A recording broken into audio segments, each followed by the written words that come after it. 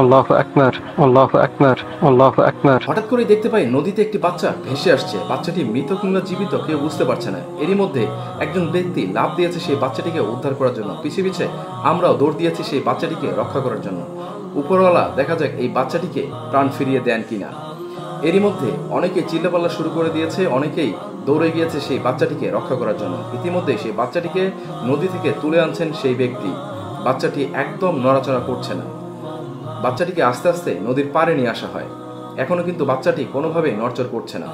বাচ্চাটি মৃত আছে কিংবা জীবিত সেটা বোঝার উপায় নেই। বাচ্চাটিকে অবশেষে নদীর পাড়ে নিয়ে আসা হলো। আনার পরে আমরা অনেক মানুষজন সেখানে ছিলাম এবং বাচ্চাটিকে উল্টো করে শুয়ে তার পিঠের উপরে বারবার চাপ দেওয়া হচ্ছিল যেন বাচ্চাটা তার প্রাণ ফিরে আসে এবং পেটের থেকে যে পানিগুলো ছিল সেই পানিগুলো যেন বের হয়ে আসে। ইতিমধ্যে অনেকেই সেখানে বাচ্চাটিকে উদ্ধারের জন্য চলে এসেছে। সেই ব্যক্তিটি বাচ্চাটির মুখে ফু দিয়ে বাচ্চাটিকে জ্ঞান ফেরানোর চেষ্টা করছে আর বারবার পিঠের উপরে চাপ দেওয়া হচ্ছে যেন পানিগুলো বাচ্চার পেট থেকে বের হয়ে আসে। বাচ্চাটি শেষ পর্যন্ত বাঁচবে কিনা সেটাও সন্দেহজনক। এরই মধ্যে অনেকবার চেষ্টা করা হচ্ছে সেই বাচ্চাটিকে যেন জীবিত করা যায়।